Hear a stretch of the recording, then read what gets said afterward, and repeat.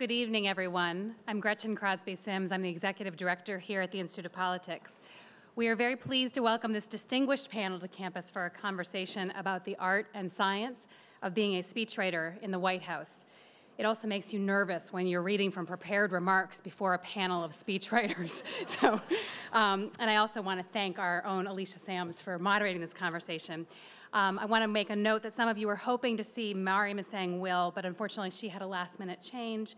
She wished she could be here, and we hope to have her visit in the future. I do want to mention a few upcoming events. Next Tuesday, Democratic presidential candidate Julian Castro will talk about his vision for the country with David Axelrod. Next Thursday, former White House senior advisors Valerie Jarrett and David Axelrod will be doing a live recording of the Axe Files podcast. And Monday, April 22nd, I will be moderating a panel on the future of education reform, featuring several prominent public school leaders, including Chicago Public Schools' own Janice Jackson, along with former U.S. Secretary of Education John King, who is a Pritzker Fellow at the IOP here this quarter. You can find out more details about these on our website at politics.uchicago.edu. This evening, we will open up the floor to take questions from the audience. Please line up behind the microphone that's going to be over in this aisle over here. As usual, we give priority for the first 3 questions to students. We ask you to keep questions brief and to please make sure that your phones are on silent. And here to formally introduce our panel is Kristen Bush. Kristen is a second year from Minneapolis studying economics. This year, she is the Campus and Community Outreach Chair for the IOP's Student Advisory Board. Please join me in welcoming Kristen to the podium.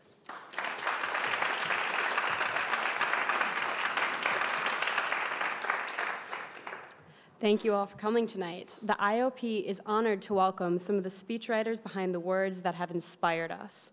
Our first panelist, Terry Edmonds, served as assistant to the president and director of speechwriting for President Bill Clinton, overseeing production of all the president's domestic policy speeches. Over a career that has spanned 40 years, he has also written for NASA Administrator Charles Bolden, as well as top executives at IBM, Columbia University, Time Warner, and the list goes on. He is a graduate of Morgan State University and is an adjunct professor at Hofstra University. Our next panelist, Sarah Hurwitz, served in the White House from 2009 to 2017, first as a speechwriter for President Barack Obama before becoming the head speechwriter for First Lady Michelle Obama. Previously, she served as the chief speechwriter for Hillary Clinton during her 2008 presidential campaign. She is a graduate of both Harvard College and Harvard Law School and has an upcoming book coming out about Judaism in September. And last, but certainly not least, John Mcconnell served more than 10 years in the White House staff under 2 administrations. He was a senior speechwriter for President George W. Bush and was responsible for the president's address to the joint session of Congress after the September 11, 2001 attacks. During the Bush-Cheney administration, he served as deputy assistant to the president as well as assistant to the vice presidents. He is a graduate of Carleton College as well as Yale Law School. Today's conversation will be moderated by Alicia Sams, director of the Pritzker Fellows Program here at the IOP. Alongside Amy Rice, Alicia directed and produced the Emmy Award-winning film, By the People, The Election of Barack Obama. She is currently working on a documentary about White House speechwriters. Before we begin the discussion, though, we're lucky to be able to watch some of these panelists work. Please join me in giving a warm welcome to our panelists.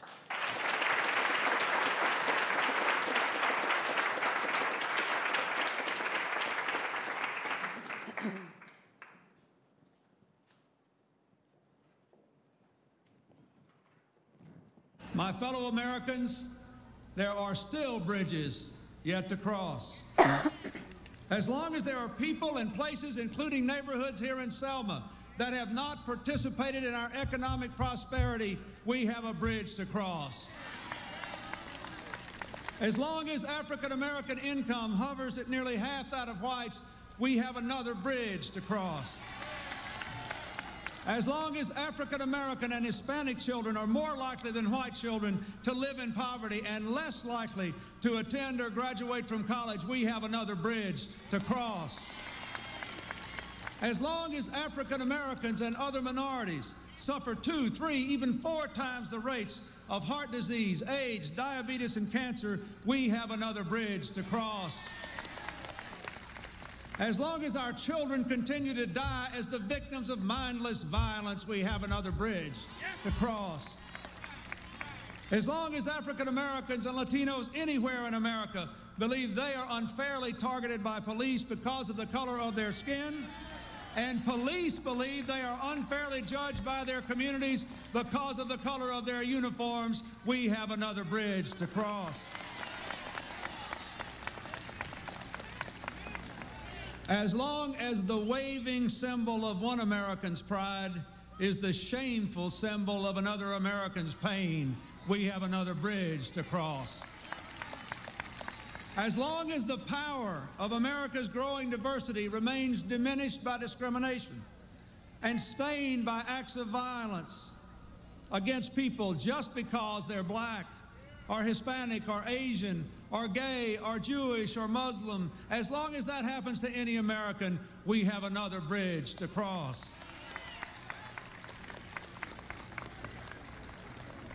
And as long as less than half our eligible voters exercise the right that so many here in Selma marched and died for, we've got a very large bridge to cross.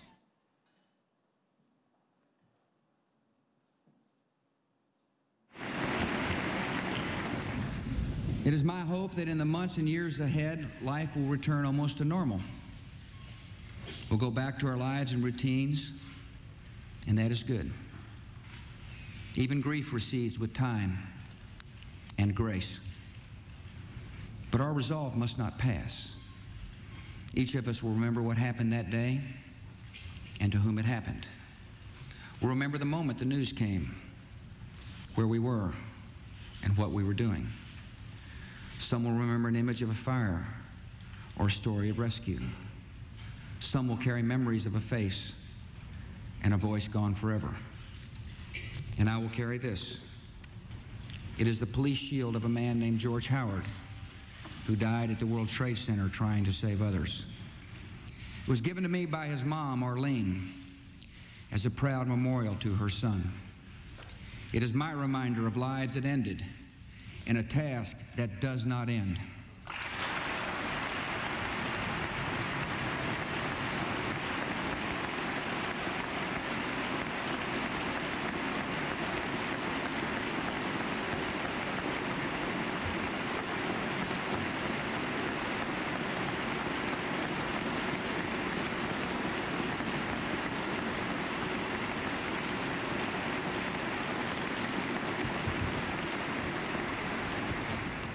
I will not forget the wound to our country and those who inflicted it.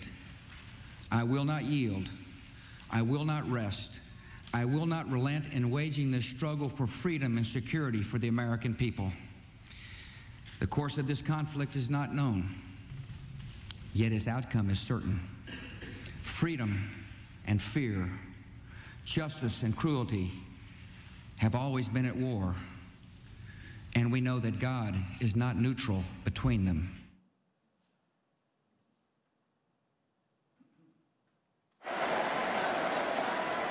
You see, Hillary understands that the president is about one thing and one thing only. It's about leaving something better for our kids. That's how we've always moved this country forward, by all of us coming together on behalf of our children. Folks who volunteer to coach that team, to teach that Sunday school class, because they know it takes a village. Heroes of every color and creed who wear the uniform and risk their lives to keep passing down those blessings of liberty. Police officers and protesters in Dallas who all desperately want to keep our children safe. People who lined up in Orlando to donate blood because it could have been their son, their daughter in that club.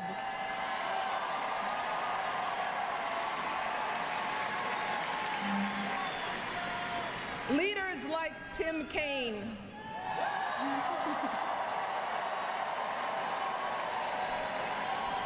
who show our kids what decency and devotion look like.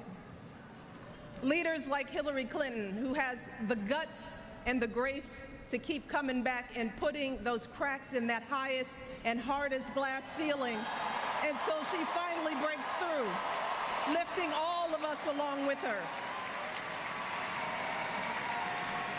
That is the story of this country, the story that has brought me to this stage tonight, the story of generations of people who felt the lash of bondage, the shame of servitude, the sting of segregation, but who kept on striving and hoping and doing what needed to be done so that today I wake up every morning in a house that was built by slaves.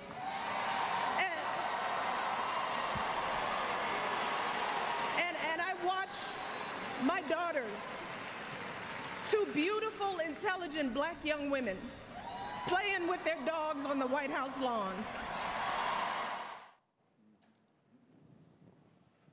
Thank you.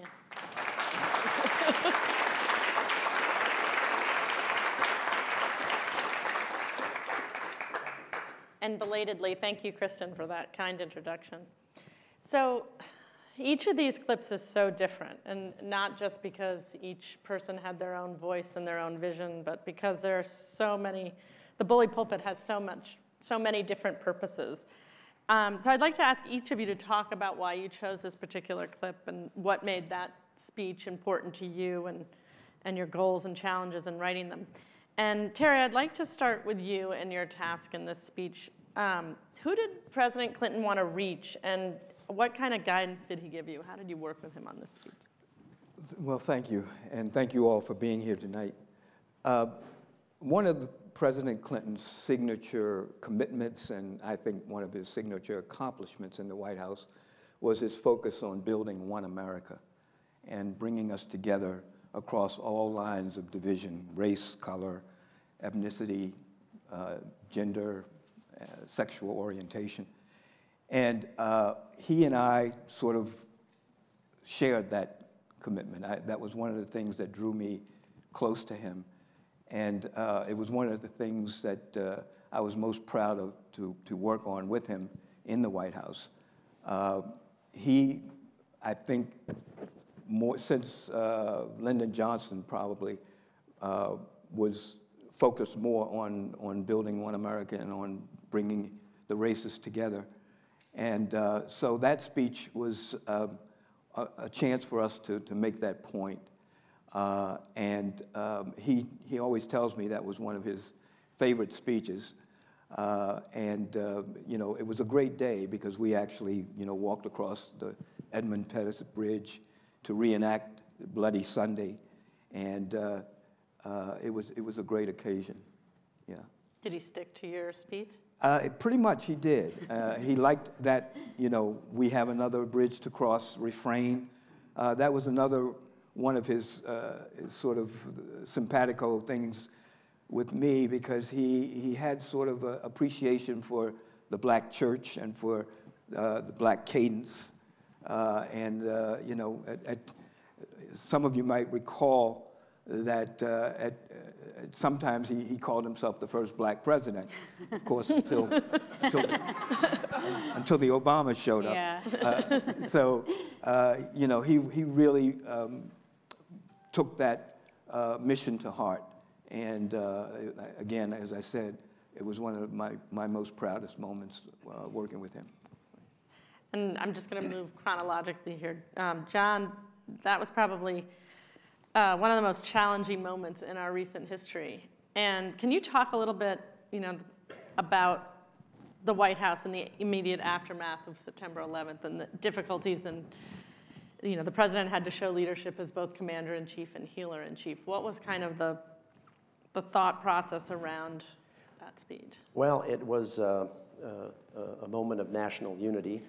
If you're old enough to remember that time, it was also a moment of greatly mixed feelings. People were shocked and grieving, but the country was also angry, and the country was also terrified of what might be coming next.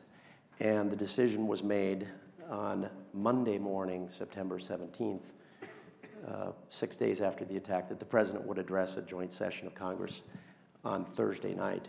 And so my colleagues, Mike Gerson and Matthew Scully, the three of us were working together on virtually all the major addresses for the president, and we were given the instruction. Mike was given the instruction on Monday morning by Karen Hughes that the president's probably going to speak to Congress, but he'll make a decision when he sees the draft, which he expects to see today.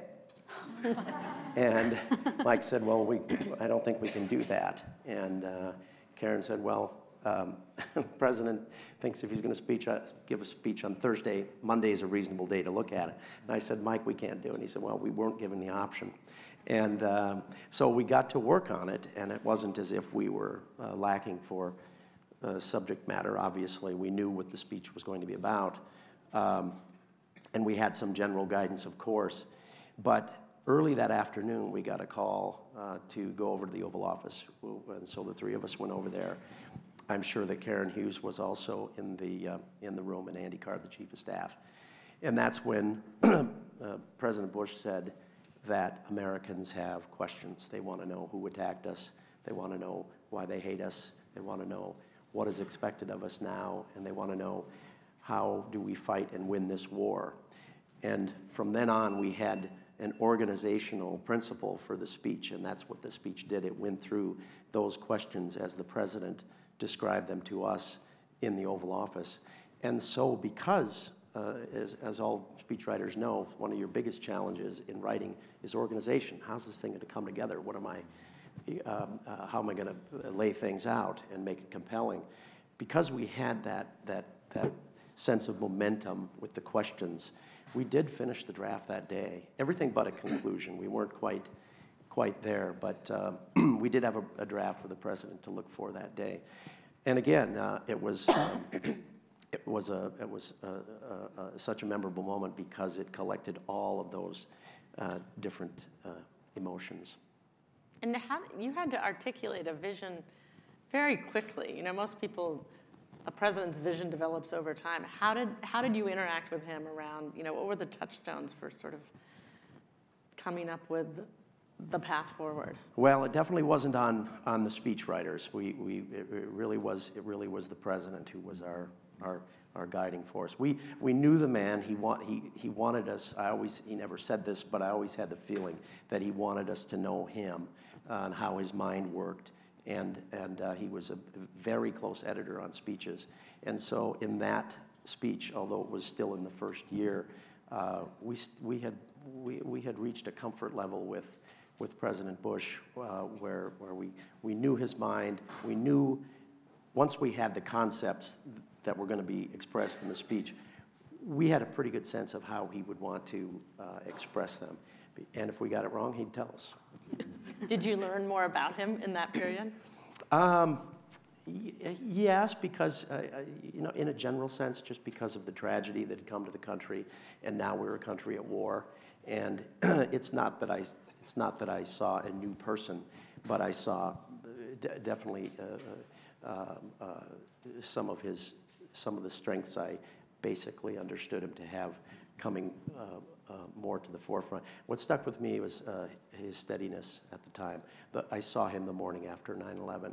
I didn't see him the night of, but the morning after, and it wasn't at all clear to anybody what was going to happen next, and there was a lot of anxiety, to put it lightly.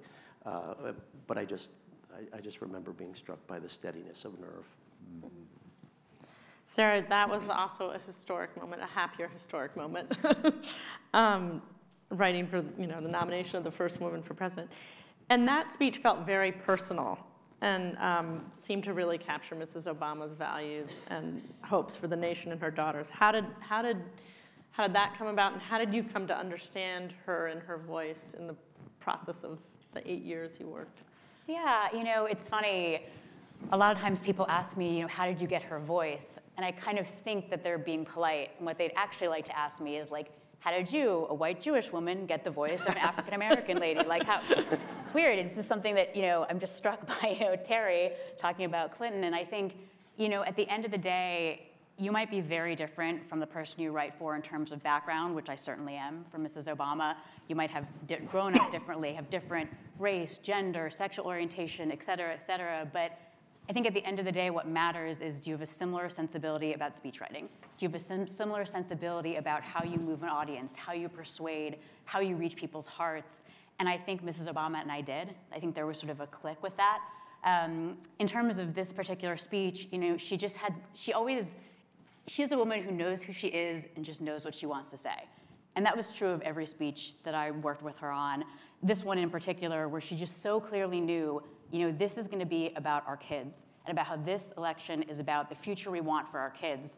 So if you remember, she actually started the speech talking about her own kids and about coming to the White House and their first day of school, where she's putting them in those big cars with the men with guns and the faces pressed up against the window. And she's thinking, like, what have I done?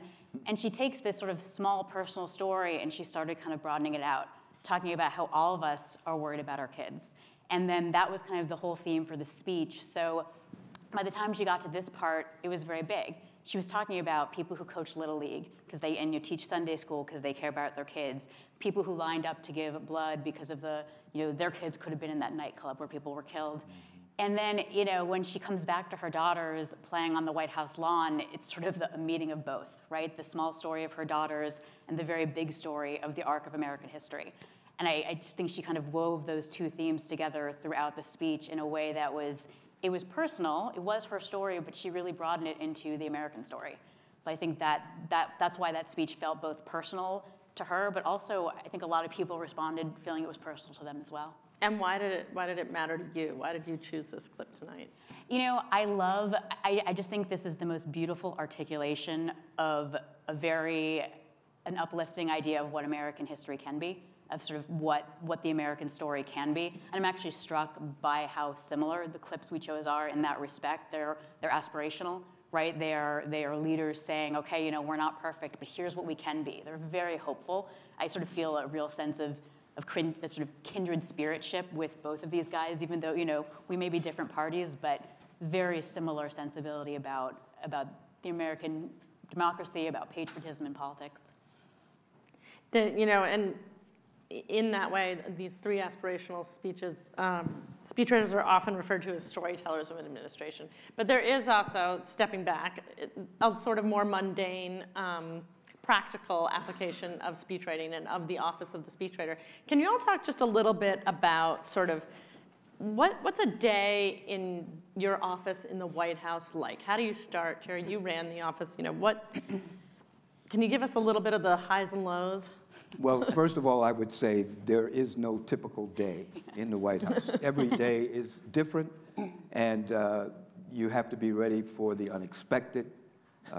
You may have a schedule that you want to follow, but then some breaking news will come out, like the Oklahoma City bombing happened when I was there, or you know, some breaking news. So you have to be ready to react and to produce quickly. Sometimes, you know, you have lead time, like a couple of weeks or a week or so to write a speech. Other times you have only minutes to produce something. So there is no typical day. But you know, the types of speeches range from the State of the Union, which is the Super Bowl of speeches, to pardoning the Thanksgiving Day turkey. So you have to be ready to produce that range of speaking. The other thing I would say is that you mentioned that speechwriters are storytellers. That is very true. One of the things that irks me is when people think that we're just wordsmiths. And we're not just wordsmiths. We are part of the policy-making team, because no policy is real, comes to life unless it's written down or spoken, especially by the president.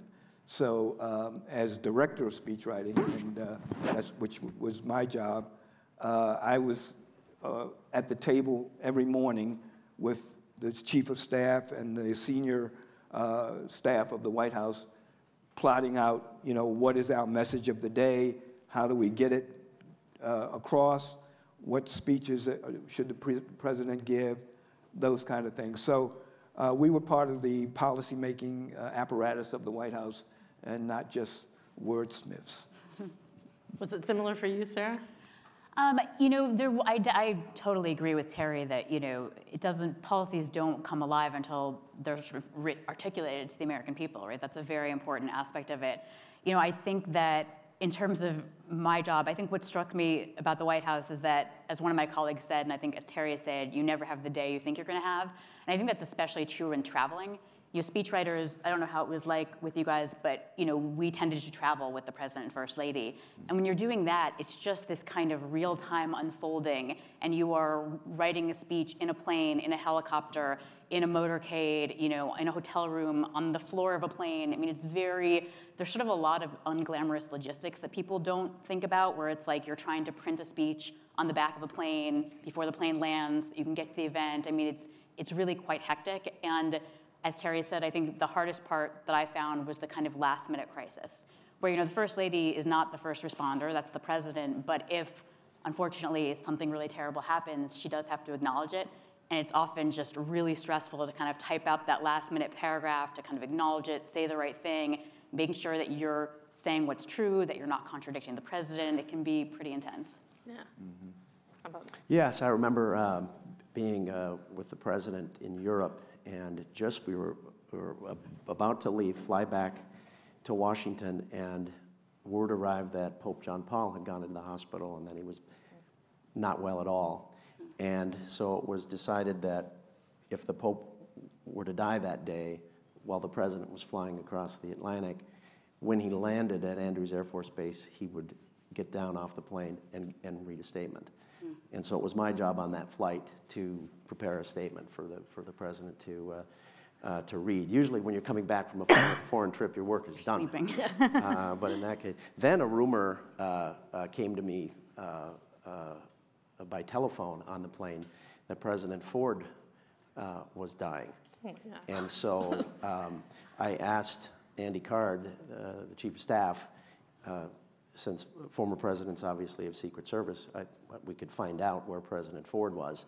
And so the director of the Secret Service just called the command post in Rancho Mirage, California, and happily found that President Ford was just fine. And the Pope also did not die that day. But these things come up. These things come up, and you've got to be ready. At least you had it for next time. Right? I'm sorry? At least you had it for next time. Well, people would ask us, do you have things in the can, so to speak, for things that are going to happen? We knew, President Reagan was not well, but really, we didn't have anything ready for things like that, because whenever you have spare time, you're not going to sit down and write for some. But really, you need the moment. But I got a call Saturday night of Labor Day weekend, close to midnight, and it was Brett Kavanaugh, the staff secretary of the White House, telling me that Chief Justice Rehnquist had just died, and that the president was going to be giving a speech the next morning at 10 o'clock, a statement. And so, I was back on duty. But we had, of course, so many different things happen. But as Sarah and Terry have both indicated, you could plan your day. I've been asked many times, could you plan your life? Could you plan? I said, of course, I had a plan. It was useless, but I started my day. Started every Monday, having the week all mapped out. But you just have to be ready. And the day you can't deal with that is the day you should find another line of work. Mm. I know there's a sense of awe when you're in the White House, but can you tell us a little bit about maybe some of the really weird things that ever happened to you? Wow. Turkey pardons aside, what else? One of the weirdest things that happened to me was we were preparing President Clinton for a State of the Union address, and we were in the Oval Office, and when we would take a tape recorder in to just bounce ideas off of him and hear him speak extemporaneously, and you know, sometimes those were the best snippets of the speech, just hearing him talk. And so we were in there for about 2 hours, and I was, you know, in charge of the tape recorder. And then after we got back to the office, it was about 3 speechwriters and myself. I turned on the tape recorder and I realized it wasn't recorded. I had not recorded anything.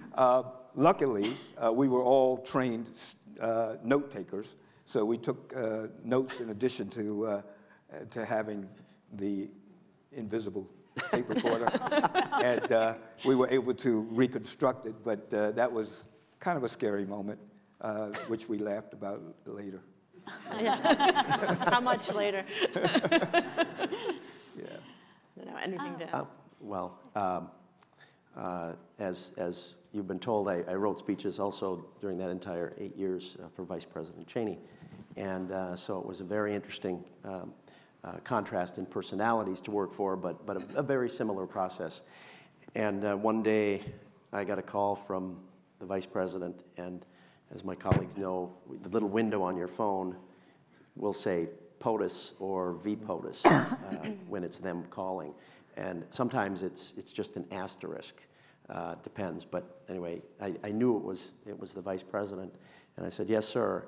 And I hear that signature deep voice on the other end of the line, "John, I got us in trouble." And I said, "Oh?" And he said, "Yeah, President's got to go to Europe, and he's got to miss the radio TV correspondence dinner. So I got to be his replacement. It's tomorrow. I got to go there and be funny." And then he says, "I don't do funny." Which is a very modest statement for Vice President Cheney to make, because he has a very good sense of humor and always delivered, as he did at that dinner the next night and at other events just like it. Had a very good sense of humor, very good delivery, and that was a quick turnaround project that I could never have done alone. Matthew Scully, my able colleague, helped on that, but that was another quick turnaround. I remember a time Mrs. Obama was going to Japan to announce a partnership with the Japanese government to fund girls' education around the world. And, you know, I thought it would be really neat to end the speech with a Japanese proverb to sort of honor the culture of the country we were visiting. So I looked and I couldn't really find anything appropriate. But then I finally found a proverb that said, "No road is long with a good companion." I thought, like, that is really good, right? It's like, you know, the challenge of educating girls around the world will be difficult, but with our companion, the government of Japan, it will be doable. And I was very proud of myself, and, you know, put it through fact checking. Our fact checker said, yes, this checks out. It is indeed a Japanese proverb. But I just was like, you know, I just want to triple check this. So I'm just going to send it to our embassy. And all of our embassies around the world have local staffers there. They're people who are actually They're people who live in the country, are natives of the country who work for our embassy. So they had a Japanese woman review the speech, and I get a call from someone very senior in the embassy saying, "We need to talk about that proverb." I remember actually saying, "What, you guys are anti-friendship over there? Like, what's the problem?" So he's like, "Talk to Fumi." So he puts this woman on the phone, and she's like, "Listen, Sarah, I really appreciate that you think this is a beautiful proverb about friendship, but actually in our culture, this is understood to be a proverb about suicide." It's like, wow.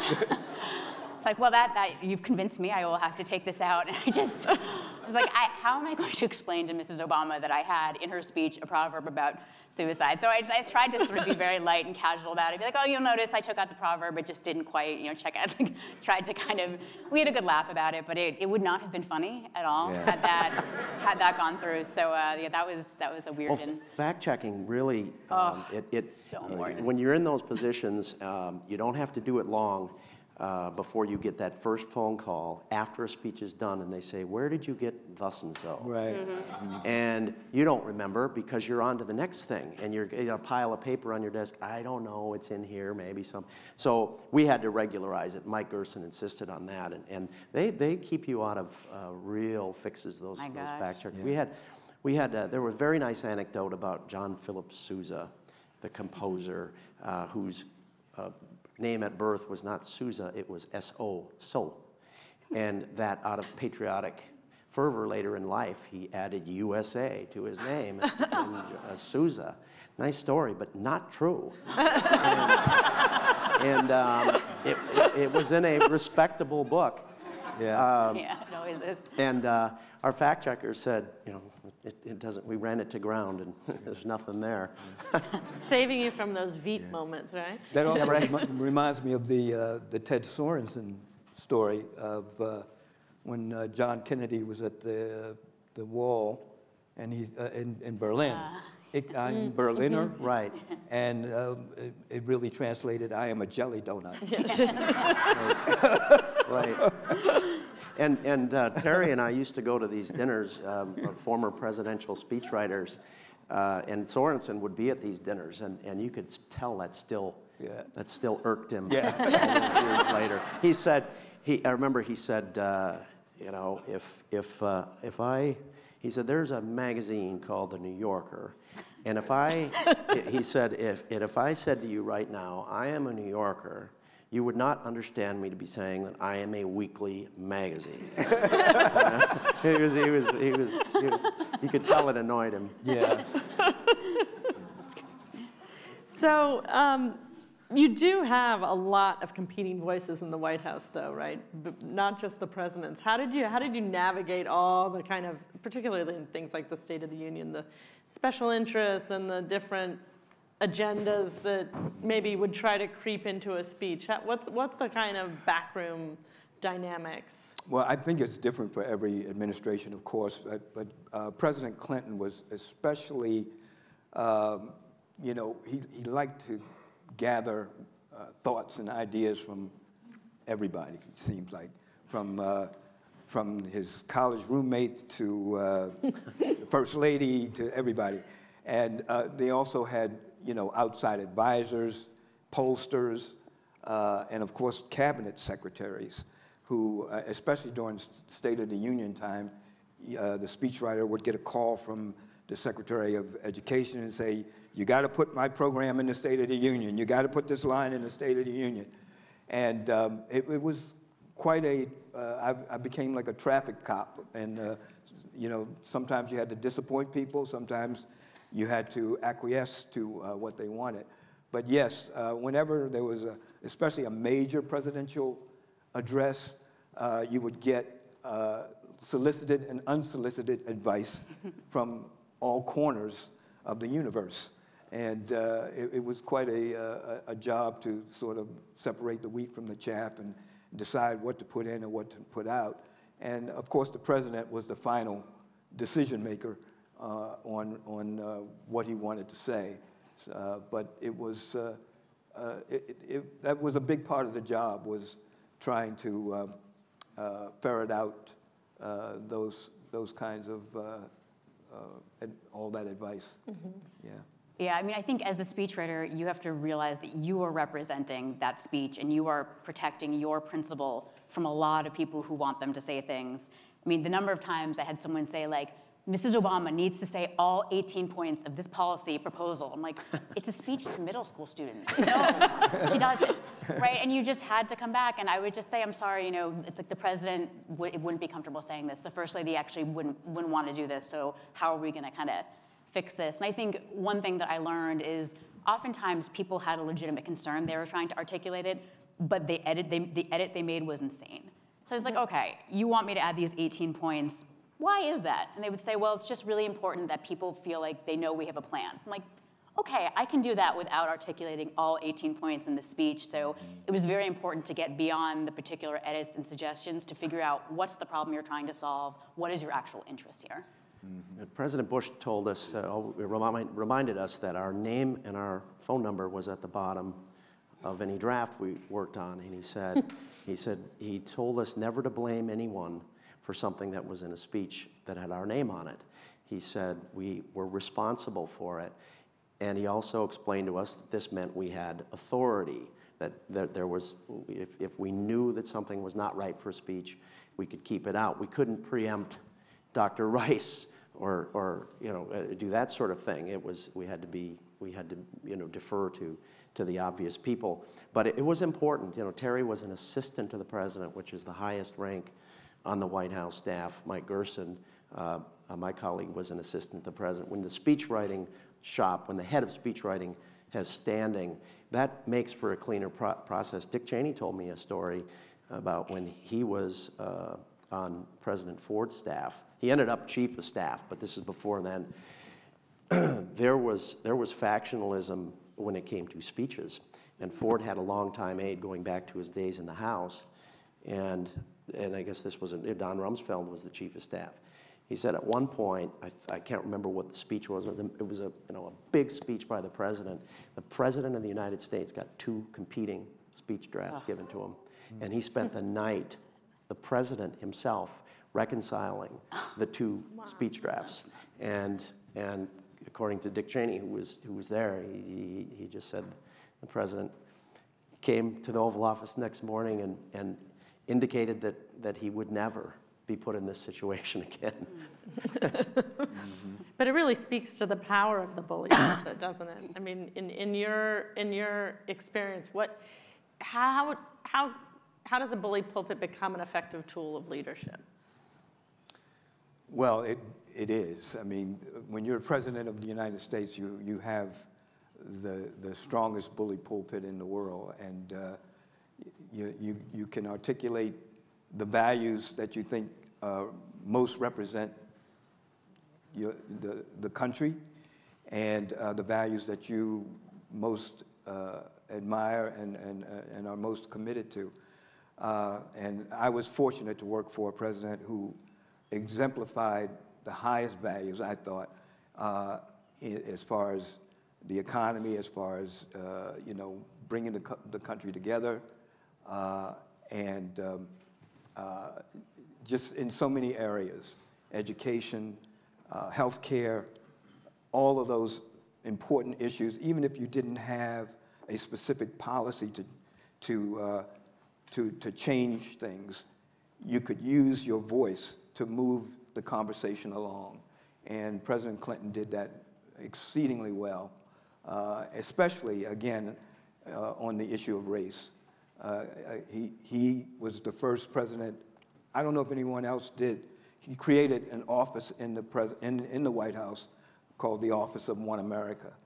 And he used that office to focus an initiative on race, which was, very effective in changing people's attitudes about race and bringing the country together as one America. So I think, the bully pulpit is very effective. And I think, I think that's all of that is so true of the president. The First Lady is a little bit different, right? And I think that something that Mrs. Obama did so well is she really met people where they were. People watch Ellen, people read People magazine, and Mrs. Obama was not a snob, right? She, that's great. Ellen is wonderful. She's lovely. I'm going to go on Ellen and, speak to this important issue. And so she would do carpool karaoke. She would go on Colbert. She would do these Vine videos. Whatever the latest social media thing is, or the most interesting celebrity is, she would do that. But there was always a requirement that there be a substantive purpose. So it's Colbert, I'll come on your show, but we're going to talk about military families.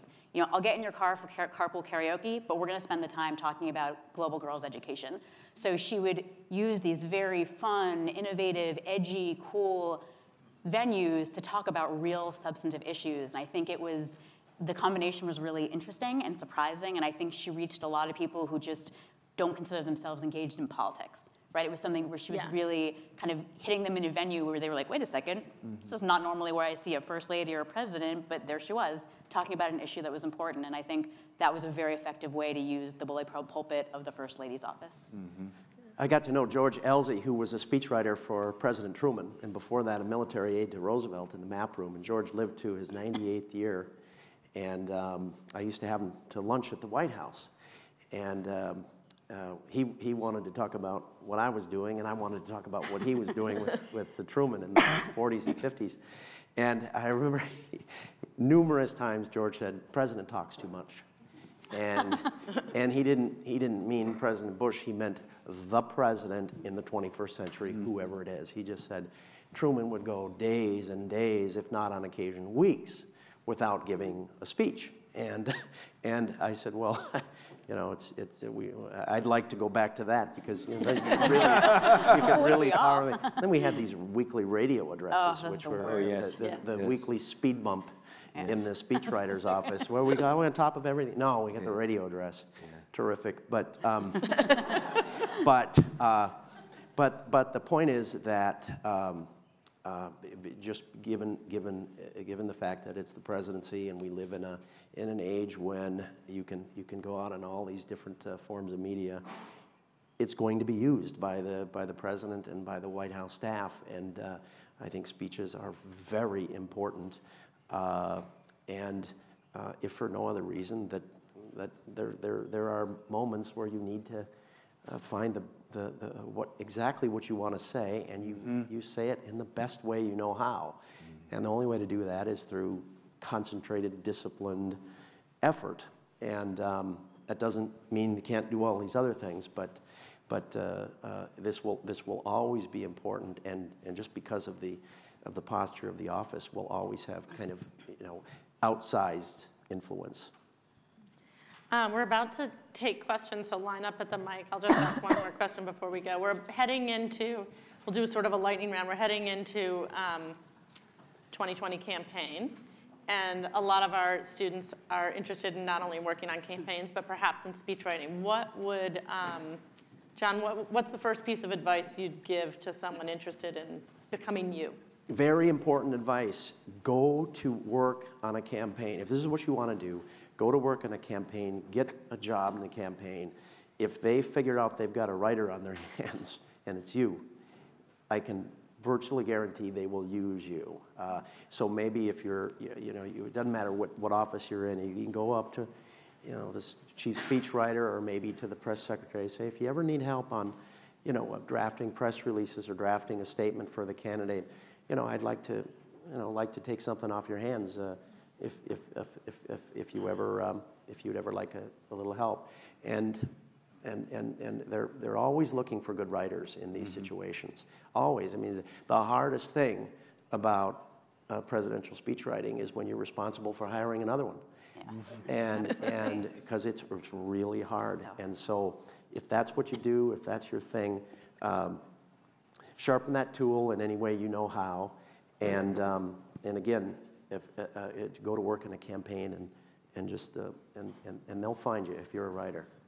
In addition to that, I would add, the White House has an internship program, and a lot of folks got their start by being interns in the White House. So, in fact, I believe Josh Gottheimer, who's now a congressman.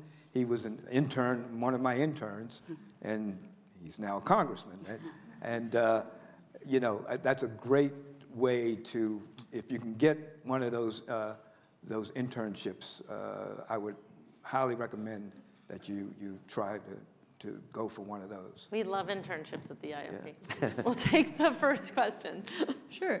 I'm Helen Smith, and I'm a first-year graduate student in creative writing. I noticed the commonality between your things of sort of generality and specificity. So the overall movement with Selma, or things that people notice in their everyday lives, the candidacy and what that would mean to people, versus the specificity of seeing your children, and especially the specificity of the badge versus where you were when you knew it, or other wording that made me think of like friends' parents who died in 9/11, stuff like that. How do you choose when is a good moment to use a specific detail, or when is a good moment to try to appeal to people's individual experiences as a whole? I think you try to do, you do both in most speeches. You always want to have an example or a real life story to bring your point to life. I think you might notice in most of the modern State of the Union addresses, they have people in the gallery who represent different parts of the speech, and they ask them to stand up at the appropriate time. Mm-hmm. So I think that in most modern campaign speeches and in policy speeches, you want to have a real life example to bring it to life. So you want to be specific as well as make a general point.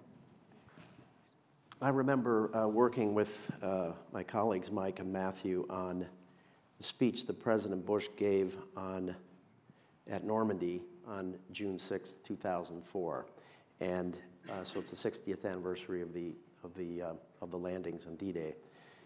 And of course, you have plenty of material to describe the event and the aftermath. But I remember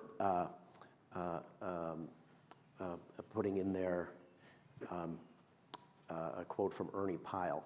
And Ernie Pyle was known to everybody in America during that war. He was a correspondent. And he had written a daily column in the 1930s. And then during the war, I think Ernie Pyle wrote daily. I'm not sure of that, but it was very frequently. And every time he met an American soldier, he gave their name, their rank, and the street address and town they're from. So all over the country, people were reading Ernie Pyle. The point is, it was very nice to put some of those descriptive terms, not in the speechwriter born in the, decades after the war, not in the terms that speechwriter might come up with, but the terms of Ernie Pyle, who was there. Mm-hmm. Thank you. Hi, my name is Yang, third year in sociology. Thank you for coming, for sharing this inspiration. So behind all these words of inspiration and memorable lines, are there moments when you or the president you serve find that the words pale in comparison and feel some sort of cynicism? If so, how did you absorb that moment and, overcome cynicism? Never had that problem. Never really. Nothing I saw or experienced in the campaign or the White House ever fed any kind of cynical side to me. And I think it starved to death when I was in the White House, the cynical side. I really, most of the people you run into in politics, doesn't matter whether you agree with them or not, you'll find you're very similar to them if it's what you're into, and it's what they're into, and they work on campaigns. I mean, Sarah and I have had these conversations, and Terry and I have been at these events, and there's so much commonality, and then you get into the government if you have that privilege and to work for a president, and people are there with very good intentions, and they want to do the right thing, and that is really what you spend most of your time trying to do. Campaigns are rough and divisive and everything else, but even then, you're trying to appeal to a broad enough segment of the country to take power, and really it brings out the best in people and positions that we had. It seems to me. Yeah, I would echo that, but I'd also say, there are moments when you get tired, right? It's a tough slog. Well, there's that. But I will say, for me, it was just getting to actually meet the people whose stories we were telling. You just cannot be cynical when you travel to some country and you were meeting teenage girls who walk like 2 miles every morning to get to school, and then they stay up all night, doing work and caring for their siblings, and they get up the next morning and they clean their house and they do all this stuff. You're hearing these extraordinary stories, or the military spouse who has moved every 2 years for the past, 15 years, and, she has 2 jobs. You meet these people who are doing such extraordinary things, and I think they just constantly re-inspired me. They just constantly helped me realize that the stakes here were very real. There were high human stakes to what we were doing, and it's hard to get cynical when you actually meet the people you're serving.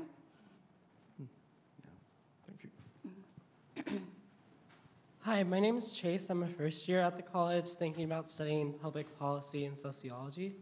And you guys talked a lot about a bunch of different skill sets that you have to have for this job, from writing a speech after a traumatic event, to writing a speech after a death, to writing about policy or trying to mitigate the amount that's in a speech.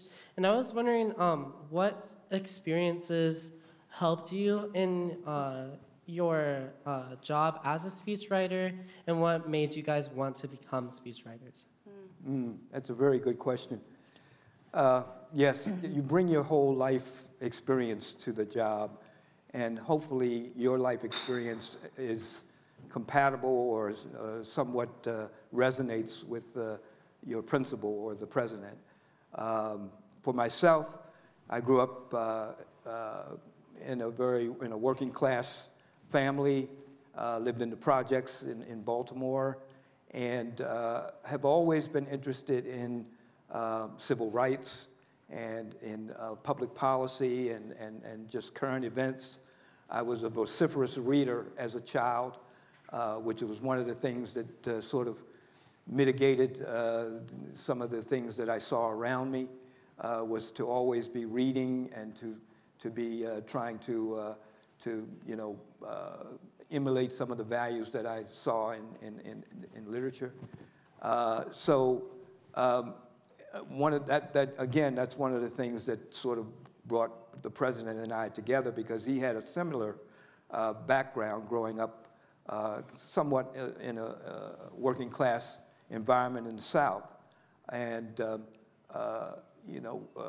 and also having those values of trying to lift himself up as well as lift those around him up, and we shared that commitment. So yes, you bring your whole life story to the job, but you also remember that you're not writing for yourself. You're writing for someone else, and you're trying to find their voice and to help them get their message out. You know, I think in addition to being a good writer, I think having a good grasp of American history is really important. But I would say I think for me the most important skill that I think, or just aptitude that any speechwriter can have, is just an ability to be moved. Like a real sense of open-heartedness and just the ability to be moved by the stories and the struggles of other people. Because, I'm not a military spouse, right? I don't have no one in my family is in the military, but, hearing the stories of mostly women who were military spouses and, their partners were being deployed for months, years on end. They were raising kids on their own. They were working, wondering if their spouse was actually ever going to come back. I was very moved by these stories, right? I had the ability to be moved so that I could really write and tell their stories and share their stories with others. I think if you're someone who's kind of cynical and hard-hearted and kind of closed off, I think it would be I don't think speechwriting is a good job. I think it's a good job for people who are really open-hearted and really willing to be affected by other people's stories. I always liked listening to speeches. From the time I was a kid, I was interested in politics and listened to speeches all the time. And the best way to sharpen the tool is to read. Of course, writing is a tool to be sharpened as well. But just to stock your mind with a sense of what good writing is. It doesn't matter what the subject is. If it interests you, read it, and you'll just develop a sense of what's good writing and what's not, and the distinction between the two. Some of the best advice I've repeated many times about speech writing, I internalized, came from David McCullough, the historian. And he wasn't talking about speeches, but he's written so many different books about so many different things. And the question was put to him, how do you decide what your next book is? And he said, I write the book I want to read. He wanted to read a good book on the Brooklyn Bridge, the building of the Brooklyn Bridge, and found that there wasn't one. So he spent 8 years of his life writing it. So in that sense, when I'm writing a speech, I think, will this be a speech I would like to listen to? And that's a very good guide, because if you get bored writing it, I 100% guarantee the listener is going to get bored reading it. And so you just kind of think of it in those terms as well. You know, it's something you can get good at. It's something you can continuously get better at. But there's not also, by the same token, there's no secret to it. It's just what works, what is credible, what is interesting. And over time, if you listen to speeches and just become a discerning reader, you'll develop an eye for all of those things. Thank you. Hi, my name is Devin. I'm also first year in the college, studying history and possibly like filmmaking, screenwriting, one of those. My question is, what other media, so like prose, poetry, like playwriting or screenwriting, even like rap or song lyric, do you think speechwriting is closest to?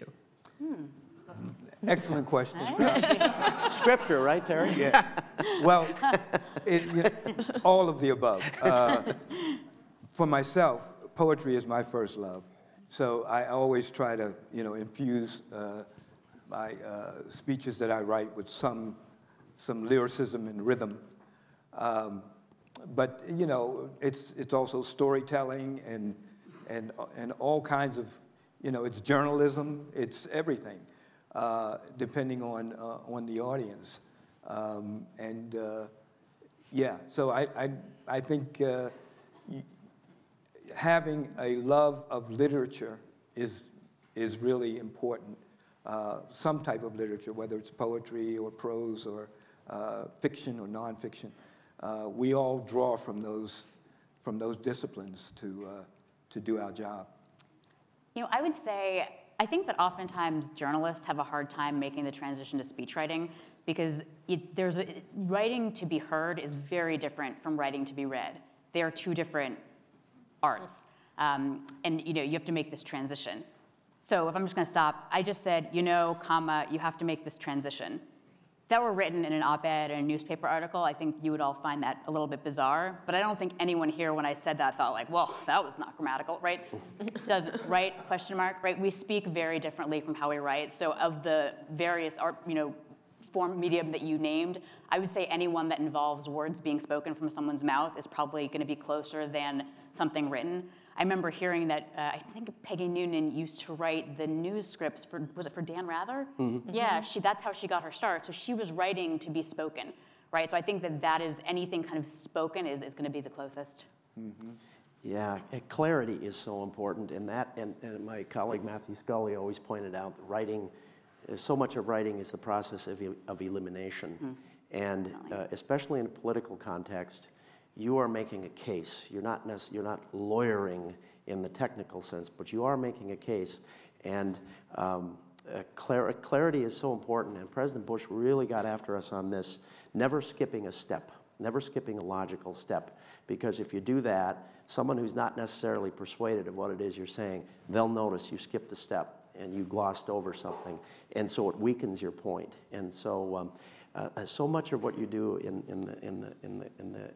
the work that we were called on to do is just making it clear and trying to do away with the clutter. And I mean, you always wanted to be nice, and all of those extra touches that go into speech writing. But just to clear away the clutter, don't have the 18 points, things of that nature. Just clarity. There's so much obfuscation in politics, and there's so many euphemisms, and it seems to me that a lot of people giving these speeches, they really think they're pulling something off by using euphemisms and baby talk and things like that, and it doesn't work. We live in a conversational age, so I'm not advocating for oratory. I'm just advocating for simplicity and clarity, and as Ronald Reagan always did, assume an intelligent listener. So we have 4 more questions and not a lot of time. So why don't you all ask your questions and then you'll take them. Okay. So I guess continuing with the theme of good writing being a product of good reading, I imagine that being a good speechwriter comes from learning how to watch speeches and learn from them. So to that end, what is a speech that you guys thought was remarkably effective in terms of accomplishing its goals? Or if you think your answer would be more productive, what was the speech that didn't accomplish its goals? And what was the rhetorical failure? Wow. Okay, so we got... I noticed that two of you went to law school. So my question is, how do you think your experiences at law school have informed your decisions in your capacity as speechwriters? And did you ever see yourself on a clear path to the White House or to speechwriting in the White House in law school? Thank you. Your speeches inspire a lot of people, so I was curious who inspires you? Oh. Have you ever felt that rhetoric posed an ethical dilemma to your message? And if so, what did you do in that situation? Okay. Wow. How about who inspires you? That's a good question. Yeah, inspiration. You want to listen to great speeches. Franklin Roosevelt, I think presidents now, Franklin Roosevelt, John Kennedy, Ronald Reagan, Martin Luther King, I would add, just in terms of, to make another point as well, and that is to say, when we talk about authenticity, and nowadays there's so much talk about authenticity being whatever's on the top of your head, and that's authentic. And you know, but you know, when Martin Luther King was writing these speeches and sermons, he put a lot of effort into them, and when he got up there, no one said, "Hey, throw that aside and give us some authenticity, would you?" You know, that wasn't. There was nothing more authentic than the man's best thoughts, and the presidents I mentioned were very serious about speeches, and in my own case, working with President Bush, he didn't do a lot of ad-libbing with speeches because he edited them so much. And when he got up there and was reading a speech, it was exactly what he wanted to say, and so he always got high marks for authenticity there. I would add Bobby Kennedy to your list of people who inspired me. I'll tell you one story about Martin Luther King. Of course, when we came up, there weren't many courses in college in speech writing.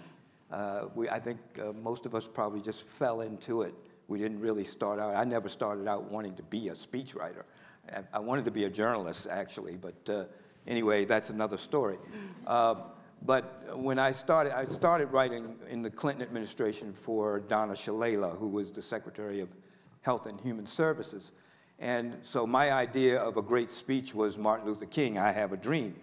So I started writing speeches for Donna Shalala in the cadence of Martin Luther King. And, you know, finding the voice of your speaker is one of the key things to being successful as a speechwriter. And after a while, she pulled me aside and said, "Terry, I like Martin Luther King, but I'm a short, punchy lady. I like short, punchy sentences. I'm not Martin Luther King." So that was a great lesson to me in finding the voice, because you can admire these great writers and these great speeches, but you have to always remember that the person that you're writing for that style may not be suited to that person. So we have to always find their voice, their authentic voice. I totally agree with that. Law school, never used it. Being a speechwriter, I feel badly. People always like, "No, but you must have." I really didn't. It just wasn't. It was a separate moment in my life. Has not been useful as a speechwriter. Sorry for anyone who wishes it were otherwise. In terms of authenticity, I just really want to echo what John said. I always say to students, you know, what is more authentic? The paper that you spent 2 weeks agonizing over, making sure that every sentence was exactly what you wanted to say, or the paper you dashed off an hour before the deadline, right? I have zero patience for the people who don't do the work of riffing beforehand. Like, both of our bosses riffed a lot, right? Like, the Obamas riffed all the time, but before they went up to the podium, right? They spent a lot of time pouring themselves into their speeches, editing, adding, taking away. So by the time they get up, it was the same thing. It was exactly what they wanted to say. Yeah. So I just think that that is so important. You know, the myth of like, oh, I'm just going to rip up my speech and just speak from the heart. Like, if you are Dr. Martin Luther King Jr., please go ahead, knock yourself out. If you are not, chances are it's not going to go well. In terms of speakers who inspire me, I would add Malala Yousafzai to that list. I think her speeches are just extraordinary. If you look at her speech to the UN, I mean, she is just such a powerful moral voice and just, you know, speaks so beautifully and movingly. So I'm a big fan of hers as well. I would add on the law school point, I've never applied the specific knowledge that I picked up in law school either. But I'm a big believer in studying what you want to study. I could not categorize the best writers I know according to what they studied. Only that they're smart and they studied what interested them. And some of the clearest writers you'll ever meet are mathematicians, the logic and everything else. And I wanted to add one more thing about the writing process and the difference. One thing I have always done is to read the speech aloud before handing it in. And the true story with my colleague Matthew Scully and Mike Gerson, we had a speech we were working on for the president, and there was one part we really liked, and we could not wait for the president to read it. You know, we just couldn't wait to hear it. You know, those words sent forth into the stream of history. And anyway, we got to the point where it was time to finish the draft and send it in. And we were reading it, and we got to our favorite part, and it rhymed. and Matthew said, we thought we were Churchill, but we were Dr. Seuss. That's great. Avoiding rhetorical failure. Yeah, right. Anyone want to take ethical dilemma? We have 5 seconds. Oh no,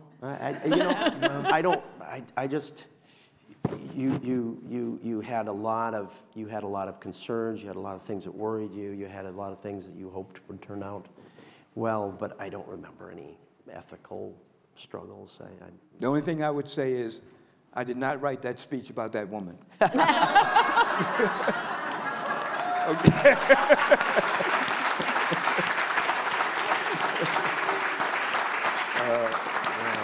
Thank you very much. That kind of is a perfect button. Okay. Thank you all for coming, and thank you all for coming. You're a great audience. Thanks.